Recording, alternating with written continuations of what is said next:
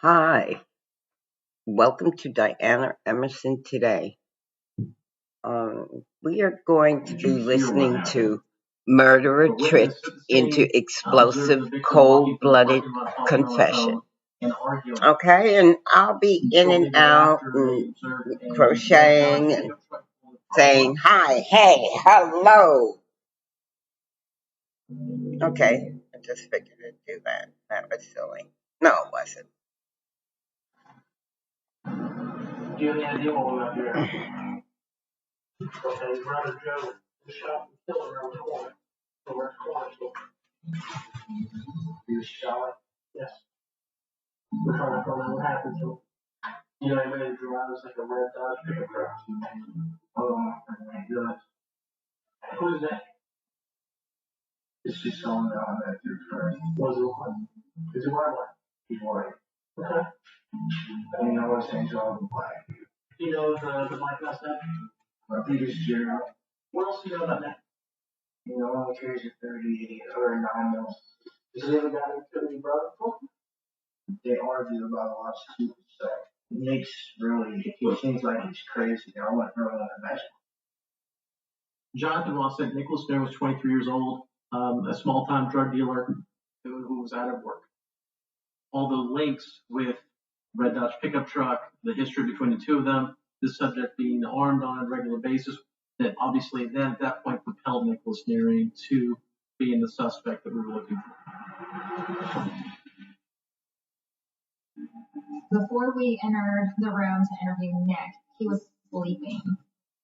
This is referred to as the perp nap. Someone who's typically guilty will actually fall asleep in the interrogation room because they're so exhausted. The stress associated with waiting to be arrested. Okay. You know, I'm Detective Barnett. This is Detective Barnett.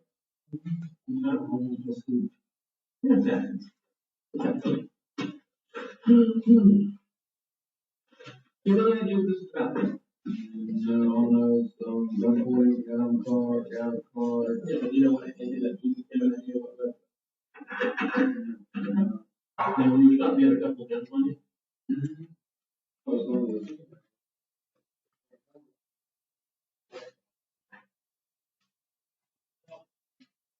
I said something happened earlier.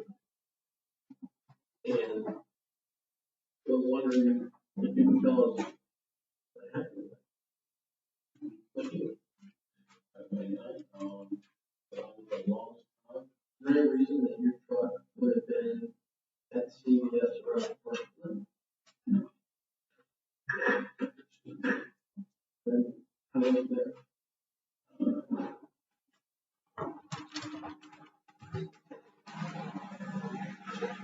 The reason that it was there is because he's very engaged right now. He's up at the table, he's close in, he's in a very strong position. And at first, I'm back, so I move in to show that I also have a very firm position in my assertion that his vehicle is there. If it seems as though I'm not sure, he'll take that and he'll run with it, and that allows him to have an escape. Yeah, we can tell you. Okay, so let's just say for example, maybe it's not going to be and it doesn't alleviate within you will need to be at that location. And I'd like to hear your side of what happened. When he's feeling threatened, he starts to back up.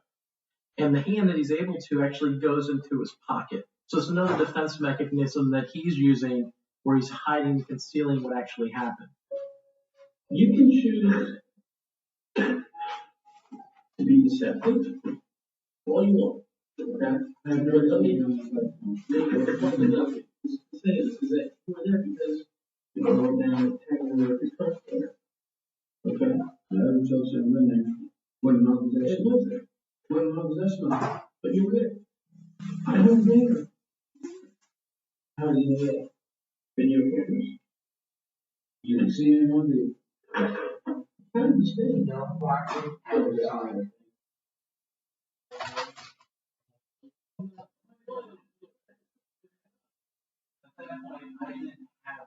of the shooting, but he's not, because now he believes it. So with him, I felt comfortable throwing out the bluff in such a way because I didn't think he was going to call me on it, and I thought he would accept it.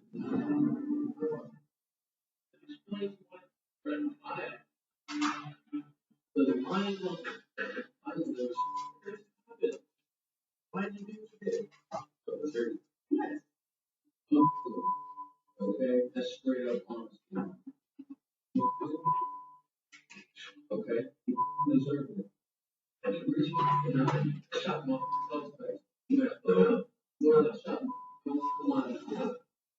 His true face comes out, and it comes out in grand fashion. We were speechless. He just didn't care.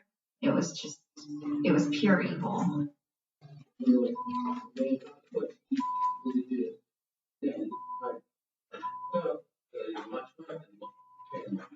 From the very beginning of this investigation, it was a whodunit. And within hours, we had the suspect in custody, we had a confession, we had him charged, and he was on his way to jail.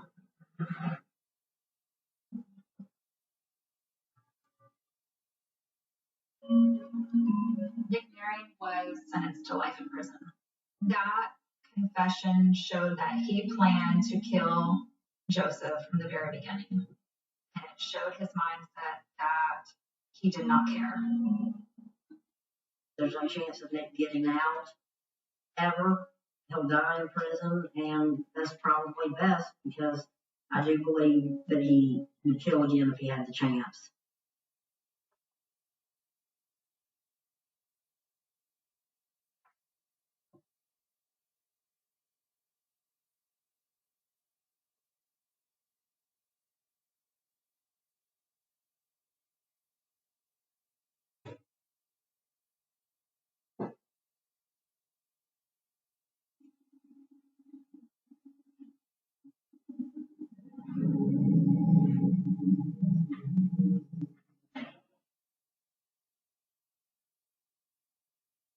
I was on patrol, and I heard the call come over dispatch.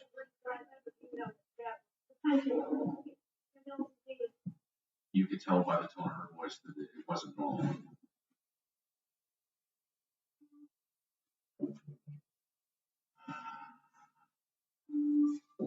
Ray has a 12-inch bread knife that she is holding in her right hand, covered with blood. Oh, it's mine. He started screaming, dropped the knife. It almost like snapped her out of whatever she was in. That she No. It was a very tense couple seconds.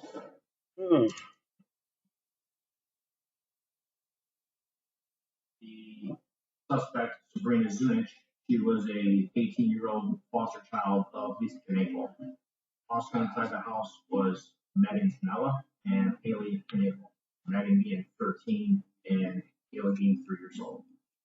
The father, Kevin, was away on a trip. He was a truck driver, and he was in Michigan at that point.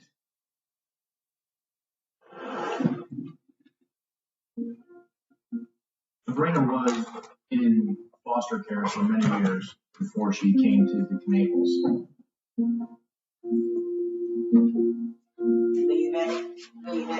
Sabrina Lindy Nichols really represented a fresh start for her. She went from a troubled home with their biological father and grandma to a youth shelter where she did not want to be.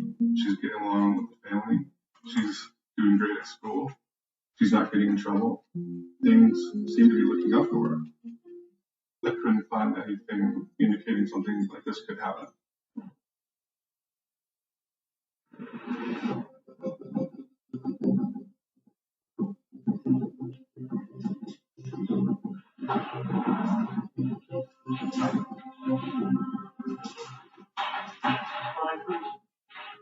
Yeah, you are me, right?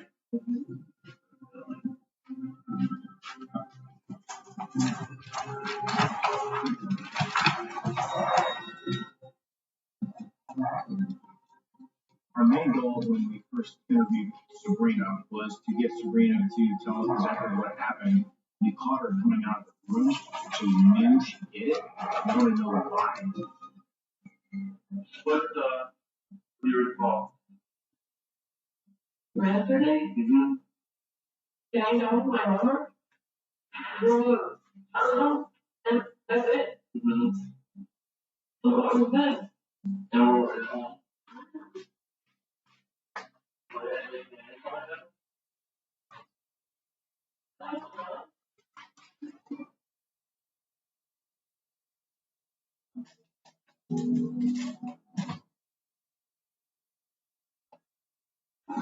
And how do you get along with Kevin?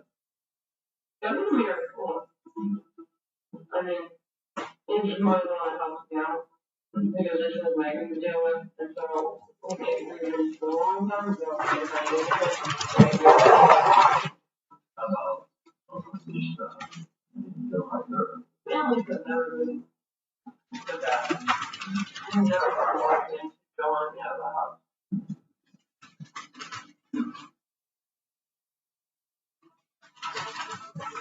What's your thoughts on how Lisa is not alive then? What? Unless you had another. You stand Lisa. I did. Yes, you did. And then maybe call the police. I think it can be true. Great. I'm sorry. This is really good. The man's dead. Sorry. Nobody else is hurt. Nobody else is hurt. Thank goodness. Sabrina never denies committing the murder. She just acts confused when I tell her that she's the one who killed Lisa Knavel. We could have waited here for 4 days, and we were probably going to get the same answer from her. We made the decision that we're just going to cut this down because nothing gives us anything else to need.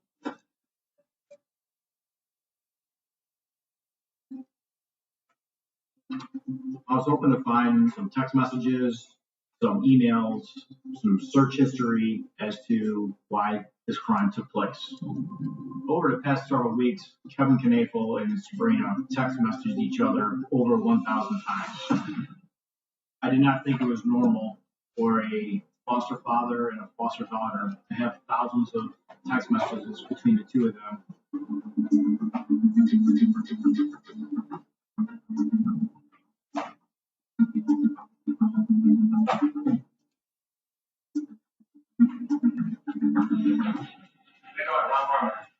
We are confident that Kevin left for work at 8 p.m. the night before the murder, and he didn't get back into town until after. So we want to know his perspective as to if there was any argument going on at the house before he left. And then you told me you want to talk about his wife's work. Drugs, something like that. Yeah. I told his lawyer that we would just talk about his work, but I was hoping that maybe he would open up and give us some insight as to what was going on and why the reason that this happened. Kevin, do you know anything that was happening at the house the night before you left for work that night? Well, it was innocent. We just talked about something that was wife's work. It was one of the house the night before, it's not his wife's work. Okay. Where did your wife work at? With the county children's institute. Where did she do there? It was a special for the children's section.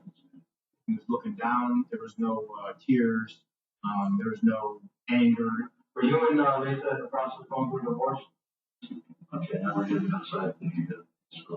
Kevin Knavel was not willing to help the police in finding out exactly what happened to his wife. Why is he not cooperating with us? What is he hiding from us?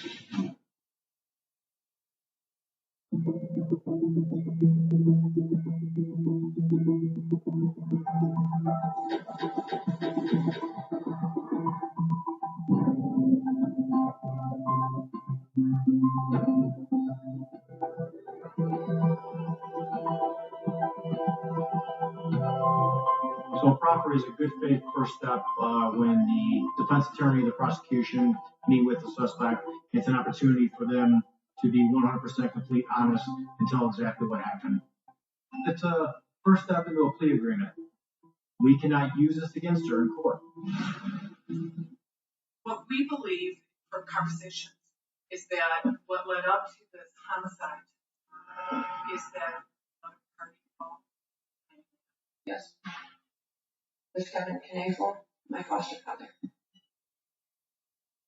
It was Kevin's idea, and it was talked about after we were having sexual relations, and him and Lisa were having problems in marriage. He wanted to get a divorce, but Haley, which is the 3-year-old daughter of his and her, was in the picture, and he wanted full custody. She would get custody, or it would be shared, and he didn't want that happening. So the alternative was for this to happen. When was it after you started to live there on a daily basis that your relationship with Kevin changed? When did the sexual interest start to change? It all started not with sex, but with massages, because he was a truck driver and his legs would cramp, so it was in her thigh. Then it progressively got into sex. Does he ever tell you, hey, you can't tell anybody about this? All the time. Did he say what would happen if you Then you'd be taken out of my care and I could lose my foster parent license. What did you say in response? I would never do that. Telling him. As Sabrina and Kevin's relationship continued, Sabrina described the increasing tension she felt from Lisa, and that Sabrina felt that she wasn't welcome in the house anymore. So Kevin convinced Sabrina that if she did kill Lisa and did get caught, that she would only do 2 to 5 years, that he would protect her, and after she got out, that he would be there with her, they would buy a house, and basically she can be like a mother figure to Haley. No, I got no money on my books, no letters, no calls, no nothing. Nothing. That's when we learned that Kevin helped plan this murder. It was calculated, and essentially Kevin using Sabrina to get his wife out of the picture and to collect life insurance money.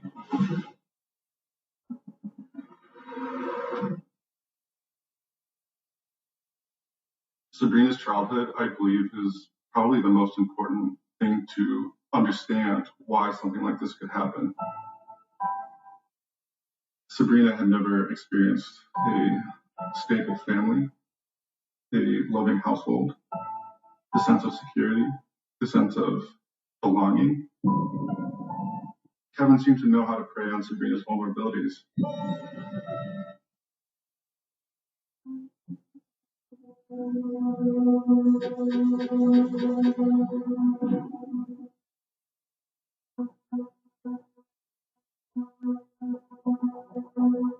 In my opinion, the verdict came very quickly. The jury came up with a guilty verdict. I believe it took a matter of about 2 days.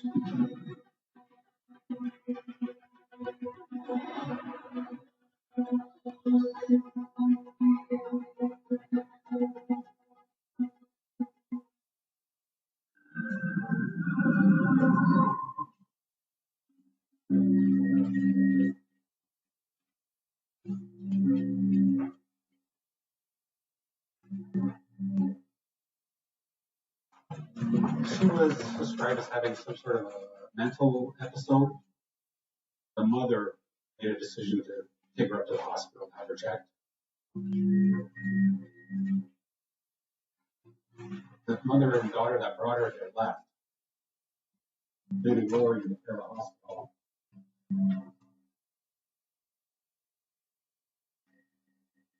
For whatever reason, she ended up leaving before she was actually seen by a physician. We see her exiting the hospital on her own. That was the last known sighting we had of her.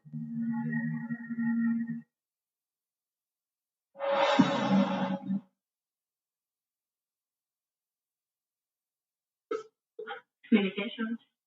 I'm a plumber and I'm on site for a job. We got we're snaking a drain, and we've been pulling back. We probably pulled back about 10 pounds, 15 pounds of like it looks like flesh, and did.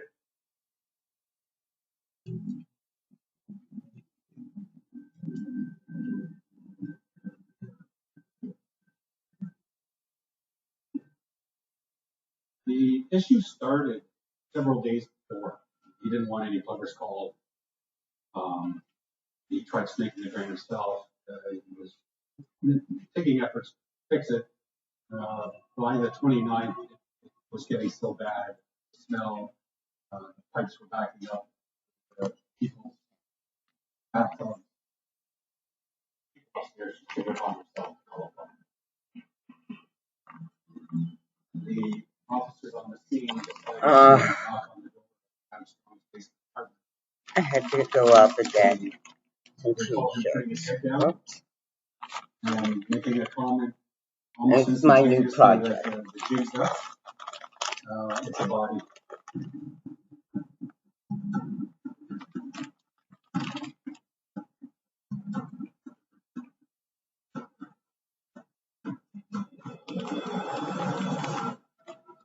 He commented to the arresting officer,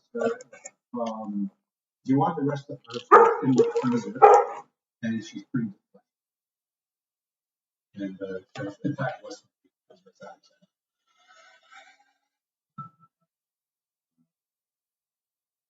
Roy had a distinct tattoo. She had the word alive tattooed on her neck. And when they looked through the freezer, they found a human head. And there was a tattoo clearly displayed. I knew right then, yeah, it's Rory. We didn't know at that point what the cause of death was. To lay that charge, you need the grounds. The decision was made to continue our investigation to see where it takes us.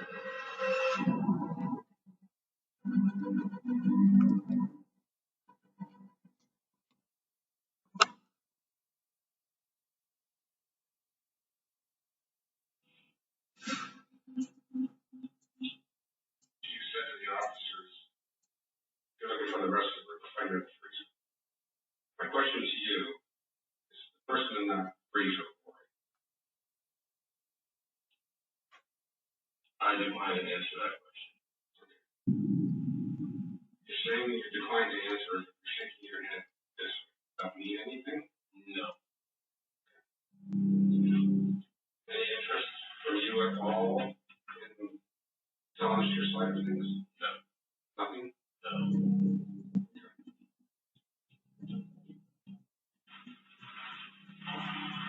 Alright. I was told these things go on for like hours. Is that true? Yeah, it's true. After 3 hours of doing it, it's clear we weren't going to get anywhere. We were just going in circles. Okay, you don't care enough now. Did you see something needed? Why, you want something? No, I'm good. Yeah. Let's just shut it down now. We could have sat there for another 3 or 6 hours. I don't think we were going to get any results.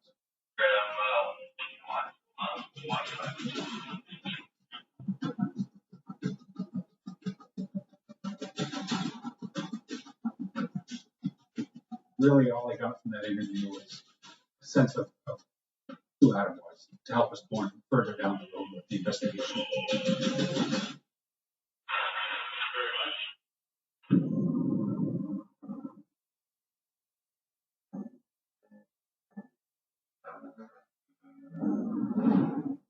It was the worst apartment I've ever been in for clutter and dirt and messes. You could barely move because of a few little walkways in there.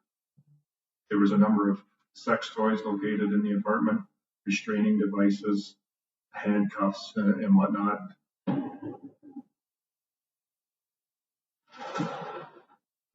There was a bent hammer we had located Rory's DNA on. Rory's running shoes were located in a bag in the apartment. There was blood spatter located on the wall and bottom baseboards leading into Adam's bedroom.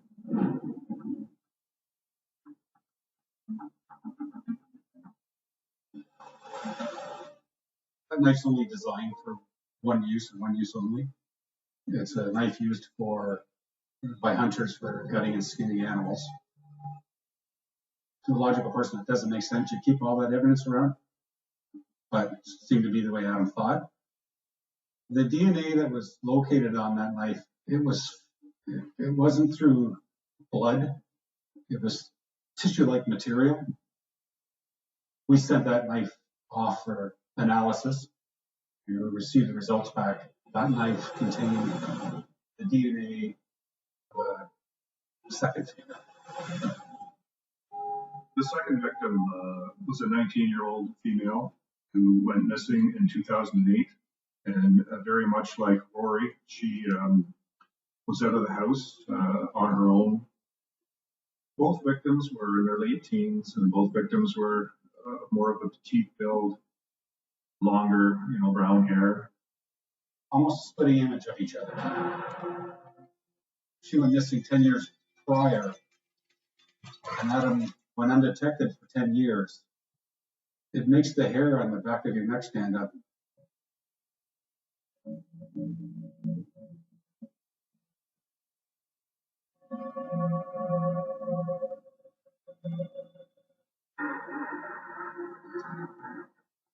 I certainly felt some pressure. Because there was no conviction that he was a great man.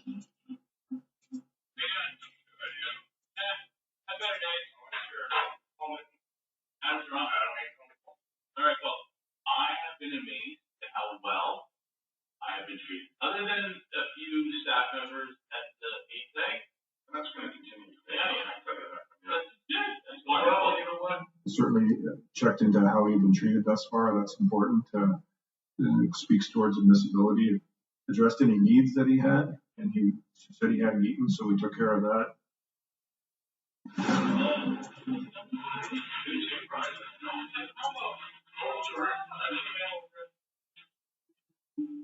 I certainly knew we couldn't rush into talking to Adam about the case, given the fact how it went with the two detectives back in December of 2017. Sharing a meal with somebody, breaking bread with somebody, it's a chance to bond and talk. And then once that had gone on for an hour and a half or so, I started to talk about the case a little bit. Okay,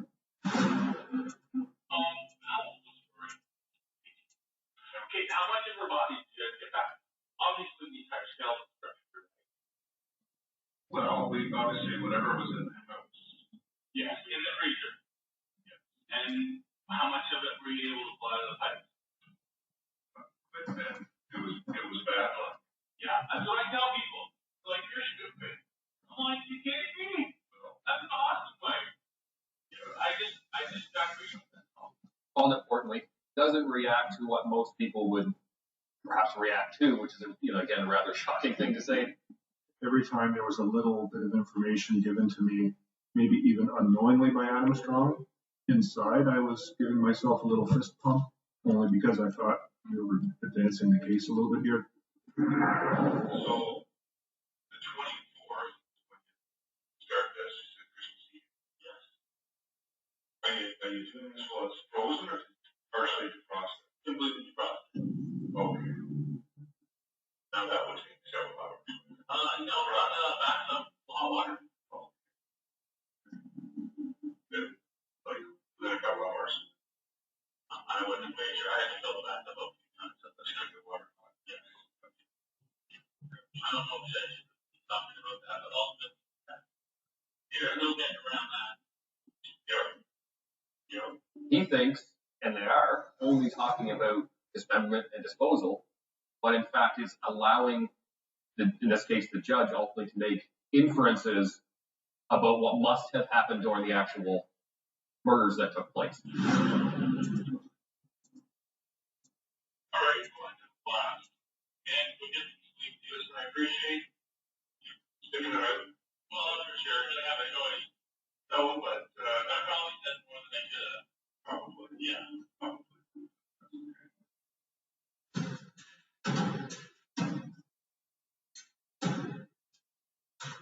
The judge watched the entire 12-hour interview, went through it, and the ruling came back quite clearly that Strong was well taken care of. He seemed comfortable. His needs were all met. There was no trickery. There was no oppression.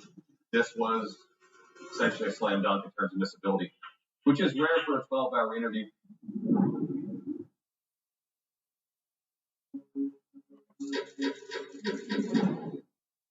Adam was convicted of first-degree murder on Rory and ultimately convicted of manslaughter on the second victim. Detective Mitten and the investigative team got a first-degree murder charge and a manslaughter with no confession. There definitely was a danger. It pulled the indignity. So if things went south in that interview room, he may have lost. That would have been a travesty.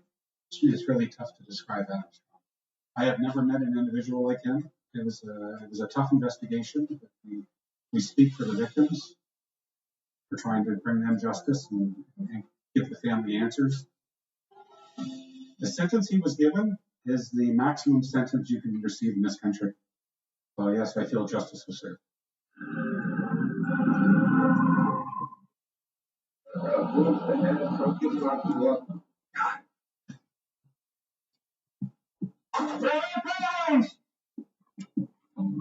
Stay on me, Drew.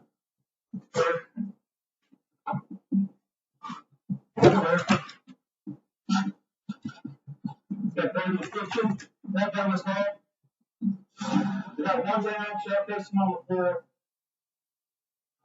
As we were in the process of obtaining a search warrant, we were able to determine that it was Laura Grillo that was deceased on the floor. Laura Grillo was 37 years old. She was very active in her community. She was like this ray of sunshine. She wanted to just make the world a better place. She was going to get married in a week. Laura and John were together about 7 years total. Together, they have one child, 4 years old, and Laura has two older children from previous relationships.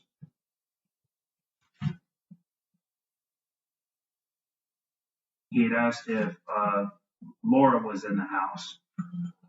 Listen to me. Looks like a gunshot went. That is all I can tell you. You have cameras on the house? Yes. Do they record? They used to. I don't know if they do. Okay.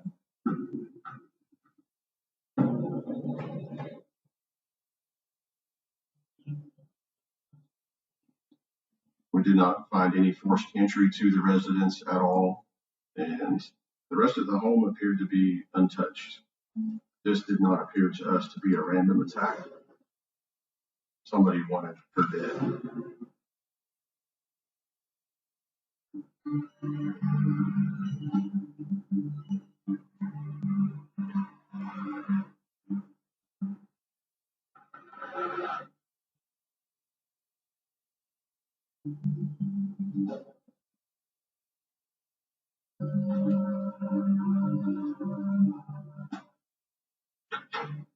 Basically, the goal was to confirm John's whereabouts on the morning of the murder.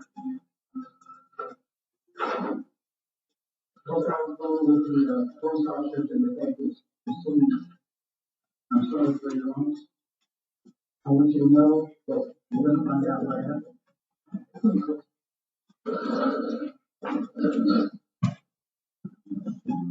When we started the interview, he cried quietly for about 60 seconds. Don't do the motive for someone to come in the house, attack Laura. No idea. Someone chose to come in that house. A child. That's what we're going to find out. The Laura was going to go to the work of his bird, I still got no work for him.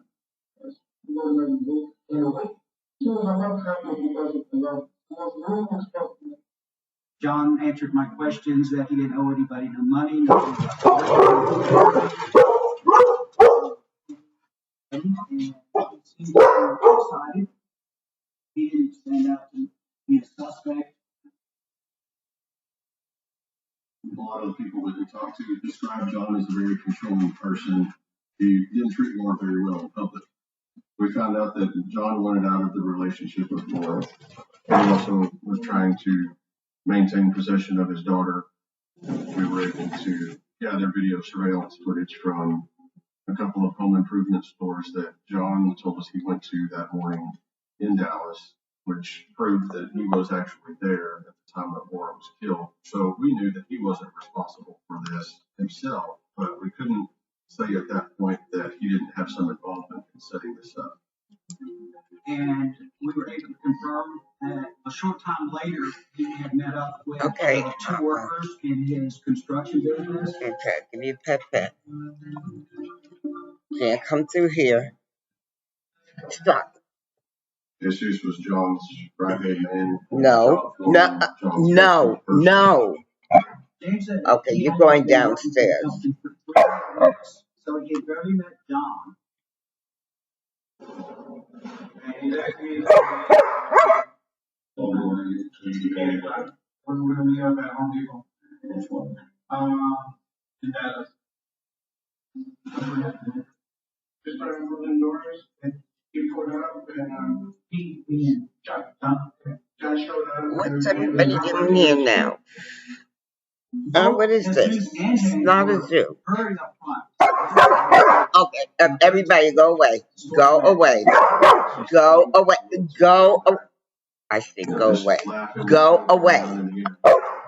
Okay, so you're gonna have me get up, huh?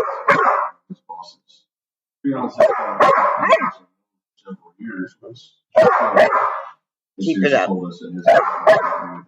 He stayed in Dallas the entire morning Laura was killed, and his phone records showed otherwise. What we found is about 8:26, he pinged a tower in Rowlett. At the time that his phone hit a cell tower in Rowlett, about a mile from Laura's house, was right about the time that we believe that Laura was killed. We know that James and Jesus were together that morning prior to them meeting up with John. We wanted to talk to James again to let James know that we knew Jesus was lying to us. You said this twice that Manuel went in your house about 8:30, 8:45, but I've got information that puts Manuel somewhere else. Just be honest. That time frame. Not at your place. I have proof that he was not at your place. That's what time he was at my place. I'm telling you, I've analyzed everything. He was not there. Still, even as we confronted him with facts that we knew, he continued to deny, but I classified him as a weak denial. We knew that he knew something about the murder.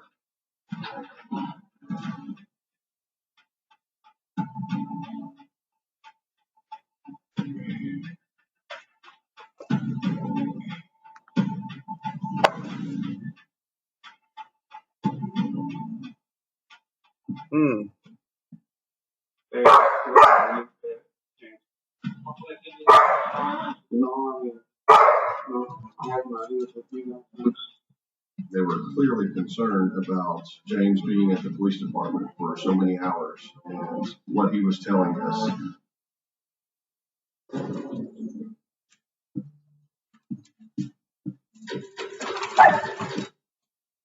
We were able to get in contact with a couple of his ex-girlfriends, a former roommate of his, and these people had found out about Jesus being hired by John to kill Laura. Also, we were able to get a tip that Jesus was in Florida, and we provided that information to the United States Marshal Service.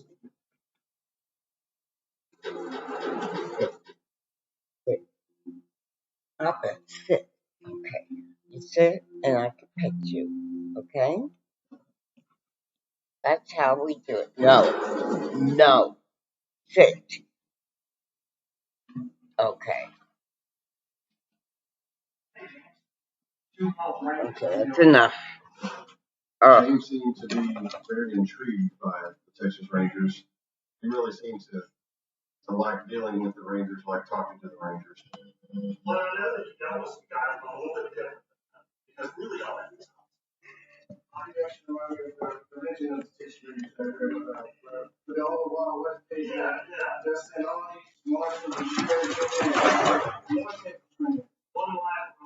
upper. Texas Rangers, they're a legend here in Texas. I think it made an influence. But leave her alone. No, leave her alone. You're gonna go downstairs. His arms are open. He's pretty relaxed. And that's a good Go find a bone, get a toy. You have all of that. You have all that room. All down the hall, around into the kitchen, into the dining room. That's your area. Go walk. Take a walk.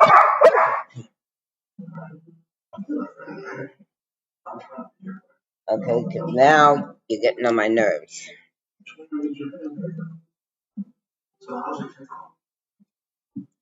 I'm going to do blue. Yes, I'm making something. I'm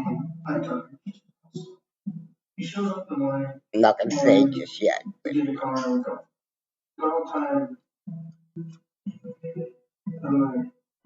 I'm still thinking, even when he gets there, he's down, he does the thing, and when he gets back in the car, what does he say?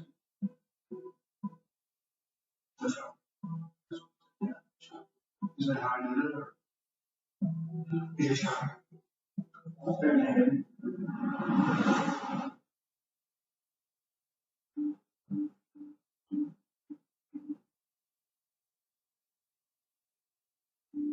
right, but it's pretty obvious that John ordered it. Yeah. It's just you're saying how much John made. He was boasting about something about 15 grand. Once James finally could decide to tell us what he knew, we were able to take John into custody as well. Hey, come on. Let's see. This was a well-planned murder, and we needed to close this case. We needed John to confess. Let me cut the chase a little bit. Jesus is a dumbass, right? At the end of the day, you shouldn't hire a dumbass to do the job because he's going to screw it, right? If he doesn't screw it up, he's going to fall about it. I didn't hire a dumbass. That's my problem. Do what? I did not hire a dumbass. I did not pay him any money. That's I don't know what you. I tried to get married with her for at least 3 years. Mm-hmm. I love her, still love her.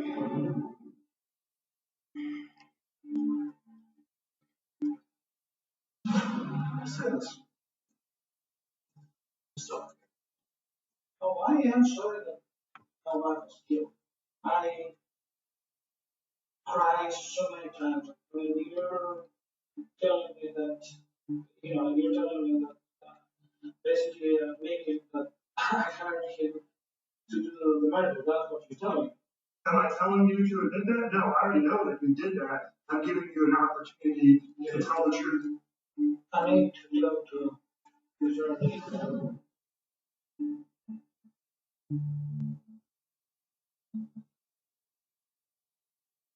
And both John and Jesus were sentenced to life in prison without the possibility of parole. And because James did decide to cooperate in this investigation, he was allowed to plead guilty to a murder charge instead of capital murder, and he was sentenced to 25 years. I was glad we were able to hold the individuals responsible, accountable for what they did.